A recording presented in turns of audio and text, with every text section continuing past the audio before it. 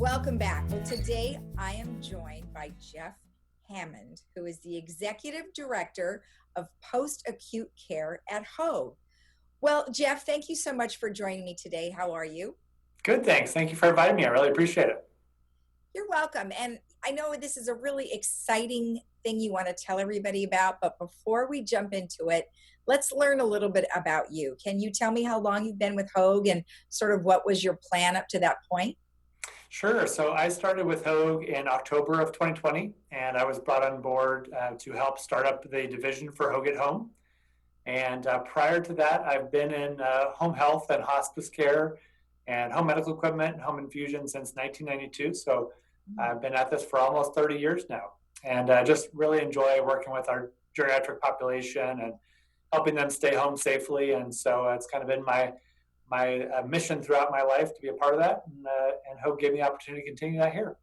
Isn't that great? I mean, you know, so many people did stay home over the last year, and we had very many elderly who just couldn't get out to even come get the vaccination. So we were able to provide folks to go to their home to get the vaccination. So this is going to be a very needed program, I think, over the course of the next many years. So let's just jump into it. So Hogue at Home is the name, and kind of in a nutshell, what's the mission statement? Sure. So our mission is just really to allow patients to age at home comfortably and safely. And I think there's a lot of data out there that supports that home is the best place for people to heal, whether it's from a surgery or from an illness. And so we're just really here to support people to do that and allow them to age comfortably at home. And really to provide that safety net for people who want to stay home and want to stay in the comfort of their home and allow them to do so. So for instance, give me an example of, is this going to be just a regular doctor program, or is this only upon seeing your doctor and maybe you hurt yourself and you had to go to rehabilitation, or give me an example of when you would use it? Sure. So we have 3 different service lines we'll be offering. So we have home health care, which includes nursing, physical therapy, occupational therapy, speech therapy. We offer hospice care as well, which is end-of-life care. We also offer home physician visits. And the home physician visits are for geriatric physicians to come to the home and care for patients who are homebound. So if patients have a taxing effort to leave their home, Medicare will reimburse our physicians to come to their home and provide that care in the home. So we have 2 physicians and 4 nurse practitioners who do home visits. So it's really a comprehensive home care program where we'll be helping people, whether they're recovering from an illness or from an acute care stay in a hospital, or they're just part of their disease progress is just needing support at home. So are you finding that insurance companies are okay with doing this, or is that something that's going to have to be worked on going forward? I think it's evolving. I think that most insurances have a home health and a hospice benefit, and even a home MD benefit. Sometimes it's somewhat restrictive, but I think there is a lot of evidence that it's a very cost-effective way to provide care, and it's a very supportive way for patients who need that support, rather than being in a facility at a very high cost, and where people just aren't as comfortable. People are comfortable in their homes and they want to be in their homes, and I think insurance companies are realizing that that's the best way to support them and allow them to age in their home, rather than people having to go to a facility. You're surrounded by your friends, you're surrounded by family, you're surrounded by your pets, and that's a very important thing for all of us to keep close to us as we age. Well, exactly. And I remember there was a time where my mother had hurt herself, and then she had to go to rehabilitation. And so she was in a place for quite some time. And it was very difficult for my dad because he had to go there to visit her, which is normal.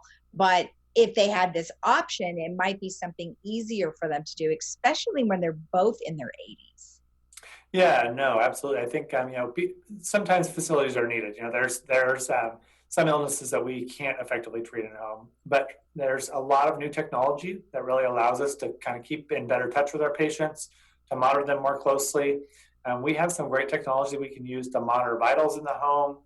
We can send out clinicians, several times a week to the home to check on people. So I think as our technology improves and we're able to really provide that support that an inpatient stay can, whether it's in a skilled nursing facility or an assisted living or in an acute care hospital. Our technology is only improving, and I think our abilities are only improving, and we're becoming more competent in taking care of patients with higher acuities of illness. As far as I know, it sounds as though you might be on the forefront here, because I don't know of anyone else that's doing that here in South Orange County. Can you help me identify? Are you guys the first ones? Yeah, I think we're the first ones to put the kind of all three services under one comprehensive bundle. There are home health providers out there. There are hospice providers out there. There are home MD practices. But we're kind of the first ones to put it all under one roof and kind of wrap it all up so that we really have that comprehensive approach to care where our MDs and our clinicians communicate very closely together and really kind of provide that safety net all under one roof. Now, some hospices are, it's like a cost-free type thing. Is that the same for your hospice assistance?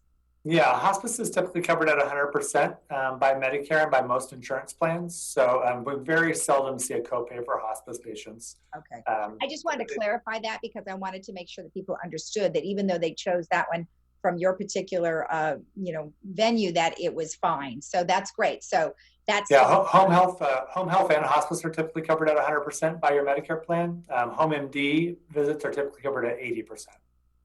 Oh, that's still wonderful though, because, you still get that time with them. And what's nice is that, they may even spend a little bit more time with you than they might if they had a lot of other patients in a facility. However, I would imagine that your doctors will be quite busy, so they may not be able to spend that much time with them because they're going to have to go to another person's home too.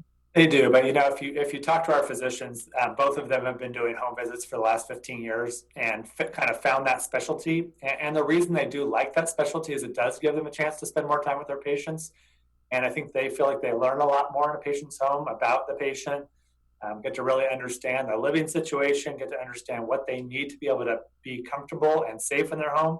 Then they can develop a care plan that's very specified for that patient. So, if you talk to our physicians that are nurse practitioners who see patients at home, they love the home environment because it does give them the opportunity to spend more time with the patient, especially patients with high needs. There's a lot of folks out there who are isolated and they have challenges, and it really helps us develop a comprehensive care plan to take care of them.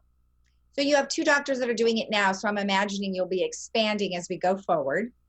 We are, yeah. We actually already have an opening that we're already recruiting for, so we plan to really kind of expand this program throughout Orange County.